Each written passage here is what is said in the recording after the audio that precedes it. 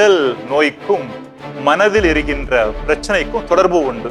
இன்றைக்கு ஒரு மனிதர் அன்பை கொடுப்பதிலும் அன்பை பெறுவதிலும் சிக்கல் இருக்கின்றது என்றால் அதற்கான வேர் இந்த ஆழ்மனதில் உள்ளது. ஒரு தவறு செய்கின்ற பொழுது, செய்யக்கூடாத காரியத்தை ஒருவர் செய்கின்ற பொழுது அவருக்கு தண்டனை வழங்கப்படுகிறது. மாதா தொலைக்காட்சி நேயர்கள் அனைவருக்கும் அன்பார்ந்தவர்களே, இயேசுவின் நாமத்தில், இயேசுவின் பெயரில் வாழ்த்துக்களையும் வணக்கங்களையும் தெரிவித்துக் கொள்கின்றேன். உறவுகள் மேம்பட என்ற இந்த நிகழ்ச்சியின் வழியாக நமது உறவு வாழ்க்கையினுடைய ஆழத்தையும் நம்முடைய மகிழ்ச்சியினுடைய உயரத்தையும் கூட்ட உங்களை அன்போடு அழைக்கின்றேன்.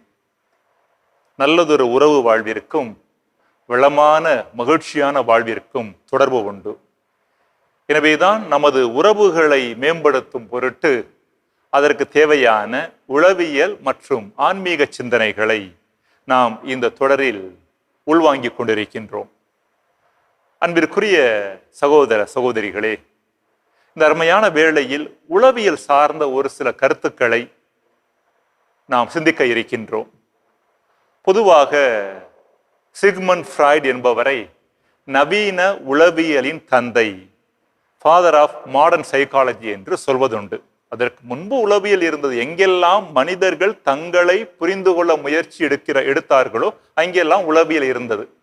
இருந்தாலும் 19வது நூற்றாண்டில் வாழ்ந்த சிக்மண்ட் ஃப்ராய்ட் இந்த உளவியலுக்கு ஒரு புதிய முகம் கொடுத்தார். அவரிலிருந்து இந்த உளவியலானது அதிகமான வளர்ச்சியை பெற்றிருக்கிறது. இந்த உளவியலுடைய நோக்கம் தனி மனிதர்களது மகிழ்வையும் உறவையும் கூட்டுவது. அதிலும் சிறப்பாக உளவியலுடைய தொடக்க காலகட்டங்களை பார்க்கின்ற பொழுது இந்த உளவியல் அணுகுமுறையானது சிகிச்சை சம்பந்தப்பட்டதாக இருந்தது. நம் அனைவருக்கும் தெரியும், உடல் நோய்க்கும் மனதில் இருக்கின்ற பிரச்சனைக்கும் தொடர்பு உண்டு. எனவே உடலில் நோய் இல்லாமல் வாழ வேண்டும் என்றால் மனதை நலமாக வைத்திருப்பது அவசியமானது என்கின்ற சிந்தனையை வழங்குவதுதான் உளவியல். இதனுடைய பின்னணியில் பார்க்கின்ற பொழுது தொடக்க காலகட்டங்கள் ஃப்ராய்டு அவரது காலகட்டத்திலிருந்து இந்த உளவியலானது சிகிச்சைக்காக தெரப்பி என்று சொல்வார்கள். உடல் நோய்வாய்ப்பட்டவர்கள், மன நோய்வாய்ப்பட்டவர்கள், இவர்களுக்கு சிகிச்சை அளிக்கக்கூடிய ஒன்றாகத்தான் உளவியலானது அணுகப்பட்டது.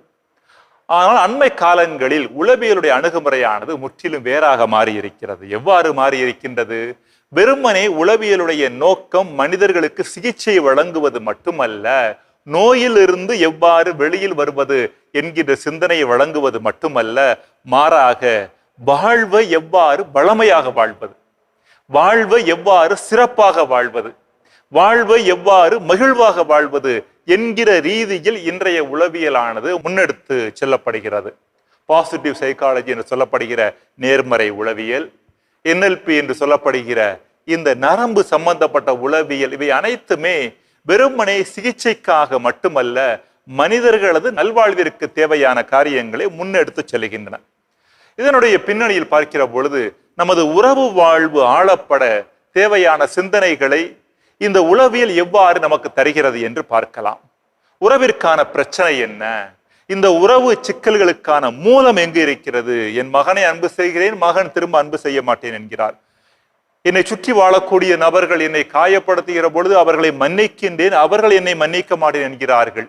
பிறர் நன்றாக வாழ வேண்டும் என்று நான் விரும்புகிறேன், ஆனால் அவர்கள் அவ்வாறு விரும்புவதில்லை. இதற்கான காரணம் என்ன? ஒருவேளை நம் சம்பந்தப்பட்ட கேள்விகளை கூட நாம் எழுப்பலாம். ஏன் என்னால் கோபப்படாமல் வாழ முடியவில்லை?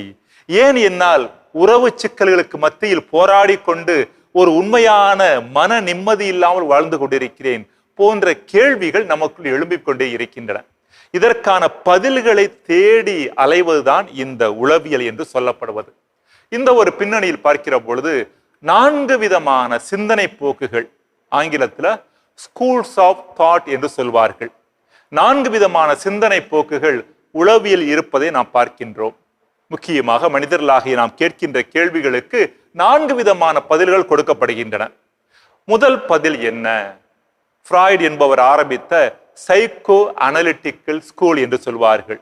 மூளை பகுப்பாய்வு சிந்தனை போக்கு என்று சொல்லலாம். மனிதர்களாகிய நாம் அனுபவிக்கின்ற பல்வேறுபட்ட பிரச்சனைகளுக்கு, முக்கியமாக உறவு சம்பந்தப்பட்ட பிரச்சனைகளுக்கான மூல காரணமாக இருப்பது நமது ஆழ்மனம். நமது ஆழ்மனதில் பதிந்துள்ள பதிவுகள், தாயினுடைய கருவிலிருந்து நடந்த பல்வேறு நிகழ்வுகள் ஒரு மனிதருடைய ஆழ்மனதில் பதிவாகி கொண்டே இருக்கின்றன. இன்றைக்கு ஒரு மனிதர் அன்பை கொடுப்பதிலும் அன்பை பெறுவதிலும் சிக்கல் இருக்கின்றது என்றால் அதற்கான வேர் இந்த ஆழ்மனதில் உள்ளது. எனவே இந்த ஆழ்மனதை குணப்படுத்தாமல், இந்த ஆழ்மனதில் உள்ள சிக்கல்களிலிருந்து வெளியில் வராமல் இன்றைய நிலையில் அந்த மனிதர் தனது பிரச்சனைகளிலிருந்து வெளியில் வருவது கடினமானது என்கிற செய்தியை சொல்வதுதான் இந்த ஃப்ராய்டியன் ஸ்கூல் என்று சொல்லப்படுகின்ற சைக்கோ அனலிட்டிக்கல் சிந்தனை போக்கு, மூளை பகுப்பாய்வு பள்ளி என்று தமிழில் சொல்லலாம். இன்றைக்கு ஒரு சில பேருக்கு தற்கொலை செய்து கொள்ள வேண்டும் என்கிற எண்ணம் கூட வருவதற்கு வாய்ப்பு உண்டு. ஆனால் அதற்கான வெளிப்படையான காரணம் எதுவுமே இல்லை. அதற்கான காரணம் ஆழ்மனதில் உண்டு என்கிற செய்தியை சொல்வதுதான் இந்த பள்ளி. இதற்கு ஒரு உதாரணமாக எரிக் எரிக்சன், கார்ல் யுங் போன்ற உளவியலாளர்கள் இந்த ஃப்ராய்டு ஆரம்பித்த இந்த பள்ளியோடு தொடர்புடையவர்கள், இந்த ஃப்ராய்டியன் ஸ்கூல் என்று சொல்லப்படுகிற இதோடு தொடர்புடையவர்கள். எரிக் எரிக்சன் என்பவர் மார்ட்டின் லூத்தர் என்பவருடைய வாழ்க்கையை உளவியல் பின்னணியில் அணுகுகின்றார். இதை சைக்கோ பயோகிராபி என்று சொல்லுவார்கள். அதாவது உளவியல் பின்னணியில் ஒரு மனிதரது வாழ்க்கையை அணுகுவது. மார்ட்டின் லூத்தர் உங்களுக்கு யாரும் தெரியும். திருச்சபையினுடைய குறிப்பிட்ட ஒரு காலகட்டத்தில் திருச்சபையினுடைய சிந்தனை போக்கு அல்ல திருச்சபையினுடைய செயல்பாடுகளோடு அவர் முரண்பட்டதன் காரணமாக அவரே ஒரு குருவாக இருந்தவர் தான் திருச்சபைக்கு எதிராக செயல்பட்டு திரு அவையிலிருந்து பிரிந்து சென்றார். அவரிலிருந்து ஆரம்பித்ததுதான் இந்த புராட்டஸ்டாண்ட்ஸ் என்று சொல்லப்படுகிற பிரிவினை சபையினர். இவர் இவ்வாறு திரு அவைக்கு எதிராக சென்றதற்கான காரணம் என்ன என்பதை எரிக் எரிக்சன் என்கிற உளவியலாளர் உளவியல் பின்னணியில் அணுகுகின்றார். அவர் சொல்லக்கூடிய ஒரு மிக முக்கியமான காரணம் இதுதான். தனது புத்தகத்தில் அவர் சொல்லக்கூடிய செய்தி என்னவென்றால், அந்த புத்தகத்தினுடைய தலைப்பு யங் லூத்தர் என்கிற புத்தகம். இந்த புத்தகத்தில் அவர் சொல்லக்கூடிய செய்தி என்ன? லூத்தர் திரு அவை தலைவர்களுக்கு எதிராக சென்றதற்கான காரணம் சிறுவயது முதலே அவர் தனது தந்தையின் மீது கொண்டிருந்த வெறுப்பு என்கிற செய்தியை சொல்கின்றார். வீட்டுல பாத்தீங்கன்னா இந்த லூத்தர் சிறு வயதில் இருந்தப்ப அவரது தந்தை மிக கடுமையான விதிமுறைகளை அவர் மீது திணிக்கக்கூடியவராக இருந்தார். காலை எந்திரிச்சதிலிருந்து படுக்க போறது வரைக்கும் இதை செய்யணும், இதை செய்யக்கூடாது என்று கடுமையான விதிமுறைகளை அவர் மீது திணித்து கொண்டிருந்தார். அப்படிப்பட்ட ஒரு பின்புலத்தில் அவர் வளர்க்கப்பட்டிருந்தார். எனவே தன் மகன் இப்படிப்பட்டவனாகத்தான் வளர வேண்டும் என்கிற மிக கடுமையான விதிமுறைகளையும் மிக கடுமையான கட்டுப்பாடுகளையும் விதிக்கக்கூடிய நபராக அந்த தந்தை, மார்ட்டின் லூத்தருடைய தந்தை இருந்தார். எனவே அதிலிருந்து தப்பிப்பதற்காகவே லூத்தர் என்ன செய்தாராம்? வீட்டை விட்டு வெளியேற வேண்டும். அதே நேரத்தில் அன்றைய காலகட்டத்தில் வீட்டை விட்டு வெளியேறுவது, அப்பாவினுடைய அதிகாரத்திற்கு எதிராக செல்வது பாவம் என்று கருதப்பட்டதன் காரணமாக அந்த குற்ற உணர்வும் அவருக்குள் இருந்தது. எனவே வீட்டை விட்டு வெளியேறுவதற்கு அவர் மேற்கொண்ட அணுகுமுறை என்ன? ஒரு துறவற சபையில் சேருவது, குருவாக ஆக வேண்டும் என்று எண்ணுவது. இவருடைய முதல் நோக்கம் குருவாக ஆக வேண்டும் என்று சொல்வதை விட வீட்டிலிருந்து வெளியில் சென்றால் போதுமானது என்கின்ற எண்ணமாகத்தான் இருந்தது. அதுவும் எந்த சபையில சேர்ந்தாராம்? அகஸ்டீனியன் மானஸ்டி என்று சொல்லப்படுகிற புனித அகஸ்தீனார் துறவற சபையில் சேர்ந்தாராம். எதற்கு அந்த துறவற சபையில் சேர்ந்தார்? அங்கு சேர்ந்தால் வீட்டிற்கு அதிகம் வரவேண்டிய நிர்பந்தம் இருக்காது, சூழல் இருக்காது. அங்கு எத்தனையோ ஆண்டுகளுக்கு ஒரு முறைதான் வீட்டுக்கு வருவதற்கான வாய்ப்பு இருக்கும். அங்கு சென்ற பின்பும் என்ன நடந்தது? அதை எழுதுகின்ற எரிக் எரிக்சன் மிக அழகாக சொல்லுகின்றார். இதுவரைக்கும் தந்தையினுடைய கட்டுப்பாட்டில் இருந்த லூத்தர் இப்பொழுது சபைக்கு வந்த பிறகு கடவுளை கூட தன் தந்தையாக பார்க்க ஆரம்பித்தார். இதனுடைய பொருள் வழக்கமாக நம் அனைவருக்கும் தெரியும், கடவுளை தந்தை என்று அழைக்கிறோம். எனவே கடவுளை தந்தை என்று அழைத்த பொழுது அவருடைய மனதில் என்ன ஓட்டம் ஓடியது? கடவுள் கூட என் அப்பாவை போலத்தான் விதிமுறைகளை நான் கடைபிடிக்க வேண்டும் என்று விரும்புகிறவர், கட்டுப்பாட்டுகளின்படி வாழ விரும்புகிறவர் என்று மிக பயத்தோடு கட்டுப்பாட்டுகள், விதிமுறைகள் இவற்றினுடைய பிடியில் வாழ்ந்து வந்தார்.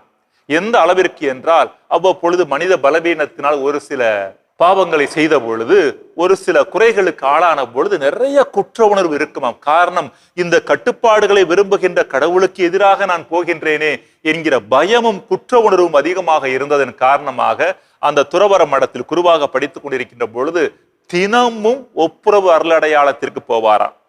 நம்ம ஒரு சில பேர் மாசக்கணக்காவே போக மாட்டோம்.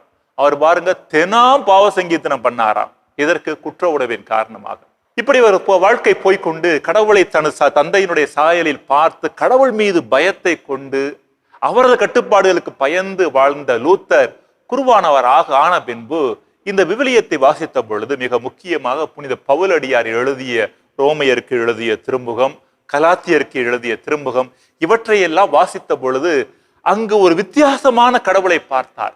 புனித பவுலடியார் சட்டங்களின் கடவுளை விட நம்பிக்கையின் கடவுளை அதிகம் வலியுறுத்துவார். நம் கடவுள் சட்டங்களை விரும்புகிறவர் அல்ல, மாறாக நாம் அவர் மீது நம்பிக்கை கொண்டிருக்க வேண்டும் என்று விரும்புகிறவர் என்கிற ஒரு புதிய கண்ணோட்டத்தை, கடவுள் மட்டிலான ஒரு புதிய பார்வையை அவர் அங்கு பார்த்த பொழுது அவரது வாழ்க்கையே மாற ஆரம்பித்தது. இப்படிப்பட்ட ஒரு தவறான முறையில் கடவுளை நமக்கு கற்பிக்கிறார்களே என்கிற ஒரு எண்ண ஓட்டம் ஆரம்பித்தது. தன் தந்தையின் மீது இருந்த கோபம் கொஞ்சம் கொஞ்சமாக திரு அவை தலைவர்கள் மீது திரும்பியது. அதே காலகட்டத்தில் திரு அவையிலும் சில முறைகேடுகள் இருந்து கொண்டிருந்தன. எனவே இவையெல்லாம் சேர்ந்துதான் அவரை திரு அவைக்கு எதிராக திருப்பியது என்று சொல்வார். இதை நான் சொல்வதற்கான காரணம் என்ன? எவ்வாறு சிறு வயதில் நடந்த ஒரு நிகழ்வு பின்னால் எத்தகைய ஒரு பெரிய பாதிப்பை கூட கொண்டு வர முடியும் என்கிற ஒரு சிந்தனையைத்தான் இங்கு பார்க்கிறோம். இதுதான் இந்த சிந்தனை போக்கு நமக்கு சொல்லக்கூடியது. மனிதர்களாகிய நாம் இன்று அனுபவிக்கின்ற பல பிரச்சனைகளுக்கு காரணம். மனிதர்களாகிய நாம் இன்று உறவில் முன்னேற முடியாமல், பிறரை மன்னிக்க முடியாமல், வெறுப்போடும் கோபத்தோடும் பயத்தோடும் பொறாமை எண்ணத்தோடு வாழ்வதற்கான வேர்கள் நமது ஆழ்மனதில் உள்ளன. எனவே அவற்றிலிருந்து கொஞ்சம் வெளியேற வேண்டும் என்கிற சிந்தனை இருக்கிறது. இதனுடைய பின்னணியில் தான் நமது கப்பூச்சியின் அருட்தந்தையர்கள் திண்டுக்கல்லில் உள்ள இந்த அனுகிரகா என்கிற மையத்தில் அகக்குழந்தையை ஆற்றுப்படுத்துதல், இன்னர் சைல்ட் ஹீலிங் என்கிற அந்த ஒரு வகுப்பை நடத்தி கொண்டிருக்கிறார்கள். மிகப்பெரிய உதவியாக பலரும் காணுகின்ற, பலரும் குணம் பெற்று செல்கின்ற ஒரு நிகழ்வு அது, அல்லது ஒரு வகுப்பு அது என்று சொல்லலாம். இதற்கு அடுத்து இரண்டாவது சிந்தனை போக்கு என்னவென்றால் பிஹேவியரிஸ்ட் ஸ்கூல் என்று சொல்வார்கள். ஸ்கின்னர், பவுலோ போன்ற உளவியலாளர்கள் கொஞ்சம் வித்தியாசமாக சிந்தித்தார்கள். இவர்கள் ஃப்ராய்டுக்கு பின்பு வந்தவர்கள், சென்ற நூற்றாண்டினுடைய தொடக்கத்திலிருந்து வாழ்ந்தவர்கள். இவர்கள் சொல்லக்கூடிய செய்தி என்ன? மனித மூளை, அங்கு ஆழ்மனம், இவற்றை பற்றியெல்லாம் நாம் ஏன் அதிகமாக சிந்திக்க வேண்டும்? ஒரு மனிதரது செயல்பாட்டை மாற்ற வேண்டும் என்றால் அவர் வாழக்கூடிய சூழலை மாற்றினாலே போதுமானது. சூழலில் மாற்றத்தை கொண்டு வருகின்ற பொழுது அவரது பழக்க வழக்கங்களிலும், பிஹேவியர் என்று சொல்லப்படுகிற அவரது பழக்க வழக்கங்களிலும் செயல்பாடுகளிலும் மாற்றம் வந்துவிடும். எனவே எதற்காக ஆழ்மனதை பற்றி அதிகமாக கவலை கொள்ள வேண்டும்? சூழலில் சில மாற்றங்களை கொண்டு வந்தாலே போதுமானது என்கிற சிந்தனையை முன்வைப்பதுதான் இந்த இரண்டாவது சிந்தனை போக்கு. ஸ்கின்னர் என்பவர் ஒரு ஆய்வு செய்தார். என்ன ஆய்வு செய்தார்? ஒரு பெட்டி செய்தார். பெட்டிக்குள்ள 2 லீவர் என்று சொல்லப்படுகிற ஒரு பொத்தான் மாதிரி இருக்கும். இந்த 2 பொத்தான்களை உள்ளே வைத்து அந்த பெட்டிக்குள்ள ஒரு எலியை போட்டார். இப்ப எலி அங்குமிங்குமாக ஓடிக்கொண்டிருக்கிறது. 2 பொத்தான்களில் ஒரு பொத்தான் சிகப்பு நிறம், இன்னும் ஒரு பொத்தான் பட்டன் என்று சொல்லுகிறோமே, அதுதான் பொத்தான் என்று சொல்லுகிறேன், இன்னும் ஒரு பட்டன் ஊதா நிறம். ஆக சிகப்பு நிற பட்டன் ஒன்று, ஊதா நிற பட்டன் ஒன்று. இங்கு மங்குமாக ஓடிக்கொண்டிருக்கின்ற எலியானது எப்பொழுதெல்லாம் இந்த ஊதா நிற பட்டனை தொட்டதோ அப்பொழுதெல்லாம் அந்த பெட்டியினுடைய மேலிருந்து ஒரு சில தானியங்கள் உள்ளே விழுகும். எப்பொழுதெல்லாம் அந்த சிகப்பு நிற பட்டனை இந்த எலி தொட்டதோ அப்பொழுதெல்லாம் ஒரு மெல்லிய மின்சாரம் அதன் உடலில் பாய்ந்தது. அப்படித்தான் அந்த பெட்டி வடிவமைக்கப்பட்டிருந்தது. மீண்டும் சொல்லுகிறேன், எப்பொழுதெல்லாம் ஊதா நிற பட்டனை அந்த எலி தொட்டதோ அப்பொழுதெல்லாம் அதற்கு தானியம் கிடைத்தது. எப்பொழுதெல்லாம் சிவப்பு நிற பட்டனை தொட்டதோ அப்பொழுதெல்லாம் மின்சார அதிர்ச்சியை தனது உடலில் உணர்ந்தது. கொஞ்ச நேரத்தில் என்ன ஆயிற்று? இந்த எலி என்ன செய்ய ஆரம்பித்தது? அதிகமாக ஊதா நிற பட்டனை தொட ஆரம்பித்தது. சிவப்பு நிற பட்டனை தொடுவது கொஞ்சம் கொஞ்சமாக குறைந்து போய்விட்டது. அப்ப இதிலிருந்து ஸ்கின்னர் நமக்கு சொல்லக்கூடிய செய்தி என்ன? ஒரு குறிப்பிட்ட நல்ல பழக்கத்தை உங்களுடைய பிள்ளைகளில் இருந்து நீங்கள் பெற்றுக்கொள்ள வேண்டும் என்றால் அதற்கான நல்ல சூழலை அமைத்துக் கொடுங்கள். ஒரு தவறான சூழலை அமைத்துக் கொண்டு பெற்றோர்கள் முன்மாதிரியாக இல்லாமல் ஒருவர் மற்றவரோடு சண்டையிட்டுக் கொண்டு இருந்தீர்கள் என்றால் உங்கள் பிள்ளையிடமிருந்து ஒரு நல்ல பழக்கத்தை, ஒரு உறவின் மனநிலையை உருவாக்க இயலாது என்கிற ஒரு செய்தி. எனவே சூழலை வைத்து ஒரு மனிதரது பழக்க வழக்கத்தை மாற்றம். இதனுடைய பின்னணியில் தான் அவர் 2 விதமான பரிசுகள் என்பது குறித்து பேசுகிறார். பாசிட்டிவ் ரீஇன்ஃபோர்ஸ்மென்ட், நேர்மறையான பரிசுகள், நெகட்டிவ் ரீஇன்ஃபோர்ஸ்மென்ட், எதிர்மறையான பரிசுகள் என்று கூட சொல்லலாம். என்ன அர்த்தம்? பள்ளிக்கூடத்தில் நாம் பார்ப்பது, நன்றாக படித்தால் அல்லது ஒரு குறிப்பிட்ட விளையாட்டில் சிறப்பாக செயல்பட்டால் பரிசுகள் வழங்கப்படுகின்றன. இது பாசிட்டிவ் ரீஇன்ஃபோர்ஸ்மெண்ட், நேர்மறையான பரிசு என்று சொல்லப்படுகிறது. ஒரு தவறு செய்கின்ற பொழுது, செய்யக்கூடாத காரியத்தை ஒருவர் செய்கின்ற பொழுது அவருக்கு தண்டனை வழங்கப்படுகிறது. உங்க அப்பாவை கூட்டிட்டு வா. திட்டுவது, பள்ளிக்கு அல்லது வகுப்பிற்கு வெளியே நிறுத்துவது, இவையெல்லாம் நெகட்டிவ் ரீஇன்ஃபோர்ஸ்மெண்ட். தண்டனை என்று சொல்கிறோமே, இவையெல்லாம் நெகட்டிவ் ரீஇன்ஃபோர்ஸ்மெண்ட். எனவே சூழலில் பரிசையும் தண்டனையும் அறிமுகப்படுத்துகிற பொழுது ஒரு மனிதர் தன்னுடைய அணுகுமுறைகளில், தன்னுடைய பழக்க வழக்கங்களில், தனது செயல்பாடுகளில் மாற்றத்தை கொண்டு வருகின்றார் என்கிற ஒரு செய்தியை ஸ்கின்னர் அவர் சார்ந்திருக்கிற இந்த பிஹேவியரிஸ்ட் ஸ்கூல், பழக்க வழக்கங்கள் சார்ந்த சிந்தனை போக்கு நமக்கு அறிவுறுத்துகிறது. எனவே சூழலை மாற்றுவோம், நபர்களை மாற்றுவோம் என்பதுதான் இதனுடைய அணுகுமுறை. மூன்றாவது சிந்தனை போக்கு ஆங்கிலத்தில் கோக்னிட்டிவ் சைக்காலஜி என்று சொல்லப்படுகிறது. இந்த பழக்க வழக்கங்கள் சார்ந்த ஸ்கின்னர் சார்ந்த அந்த பள்ளிக்கு சிந்தனை போக்குக்கு எதிராக வைக்கின்ற அவர்களது சிந்தனை கேள்வி என்ன? ஒரே சூழல், ஒரு குறிப்பிட்ட குடும்பத்தை எடுத்துக்கொள்ளுங்கள், ஒரே மாதிரி பெற்றோர், ஒரே மாதிரி சூழல், ஒரே மாதிரி எல்லாவற்றையும் செய்கிறார்கள். அந்த குடும்பத்தில் இரட்டையர்கள் இருக்கின்றார்கள். இந்த இரட்டையர்கள் ஒரே மாதிரியாக வளர்கிறார்கள்? கிடையாதே. பெற்றோர்கள் ஒரே மாதிரியாக இருவர் மட்டில் நடந்து கொண்டாலும், பெற்றோர்கள் இருவர் மட்டில் ஒரே விதமான அணுகுமுறை கொண்டிருந்தாலும், இந்த இரண்டு பேரும் வேறு வேறாக அல்லவா செயல்படுகிறார்கள். ஒரு குழந்தை நல்லவனாக செயல்படுகிறது, இன்னொரு குழந்தை கெட்டவனாக செயல்படுகிறது. எனவே சூழல் ஒரு மனிதரை எவ்வாறு மாற்ற முடியும்? எனவே சூழலையும் தாண்டி ஒரு மனிதரது உள்ளத்தில் எப்படிப்பட்ட சிந்தனை போக்கு இருக்கின்றது, ஒரு மனிதரது உள்ளத்தில் எப்படிப்பட்ட எண்ணங்கள் ஓடிக்கொண்டிருக்கின்றன, ஒரு மனிதரது மனதில் எத்தகைய அணுகுமுறைகள் இருக்கின்றன என்பதையெல்லாம் கொஞ்சம் ஆராய்ந்து அவற்றை மாற்றுவதற்கு நாம் முயற்சி எடுக்க வேண்டும். இதுதான் மூன்றாவது சிந்தனை போக்கு. இதை முன்னெடுத்து சென்றவர் ரோலா மே என்பவர். இவர் எல்லோருமே அமெரிக்கர்கள் தான். கடந்த நூற்றாண்டில் இந்த உளவியல் என்று சொன்னாலே அதிகமாக அமெரிக்கா தான் முன்னணியில் இருந்தது. ஃப்ராய்டு அவர் ஐரோப்பாவை சார்ந்தவராக இருந்தாலும் அமெரிக்காவில் அவர் அதிகமாக தனது காலத்தை செலவழித்தார். எனவே அன்பிற்குரியவர்களை, இந்த அருமையான வேலை மூன்றாவது சிந்தனை போக்கு என்ன என்பது, நமது சிந்தனையில் நம்மை சுற்றி பல்வேறுபட்ட காரியங்கள் நடந்தாலும் இந்த காரியங்களை நாம் எவ்வாறு உள்வாங்குகின்றோம். உதாரணத்திற்கு, ஒரு பள்ளிக்கூடத்தில் தலைமை ஆசிரியரோ வகுப்பாசிரியரோ இரண்டு மாணவர்களை கூப்பிட்டு ஒரே குற்றத்திற்காக இருவரையும் ஒரே மாதிரி தண்டிக்கலாம் அல்லது ஒரே மாதிரி திட்டலாம்.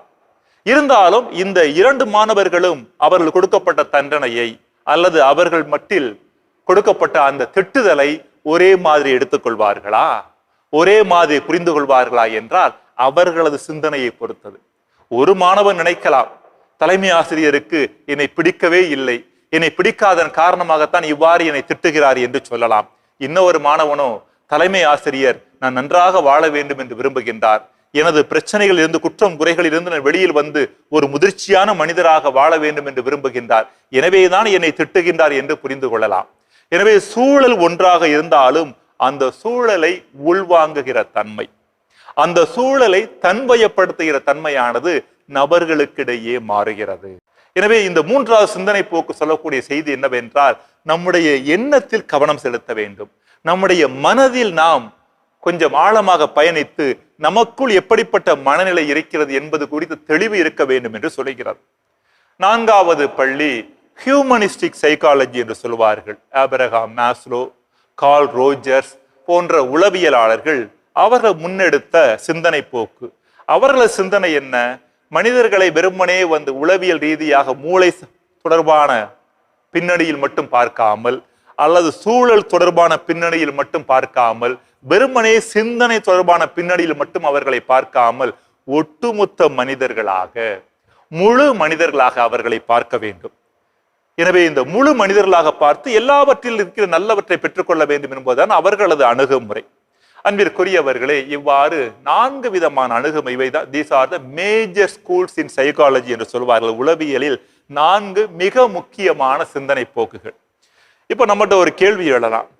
4 வகையான சிந்தனை போக்குகளை பற்றி சொல்லி இருக்கிறீர்கள். மனிதர்களது உறவு பிரச்சனைகளாக இருக்கலாம், வேறு பிரச்சனைகளாக இருக்கலாம். இவற்றிற்கான காரணம் எங்கு இருக்கிறது? இந்த 4 பள்ளிகளும் 4 விதமான பதில்களை தருகின்றன. ஃப்ராய்டு முன்னெடுத்த அந்த சிந்தனை போக்கானது நமது ஆழ்மனதில் தான் அத்தனை பிரச்சனைகளும் இருக்கிறது என்று சொல்லுகிறது. பிஹேவியரிஸ்ட் ஸ்கூல் என்று சொல்லப்படுகிற பழக்க வழக்கங்கள் சார்ந்த சிந்தனை போக்கு சூழல் சரியில்லாமல் இருப்பதால் தான் மனிதர்கள் இவ்வாறு செயல்படுகிறார்கள் என்று சொல்லுகிறது. இந்த கொக்னிட்டிவ் ஸ்கூல் என்று சொல்லப்படுகின்ற சிந்தனை போக்கானது மனிதர்களது எண்ணங்களில் பிரச்சனை உண்டு என்று சொல்லுகிறது. நான்காவது, ஒட்டுமொத்த மனிதர்களுமே பிரச்சனைகள் உண்டு என்று சொல்லுகிறது.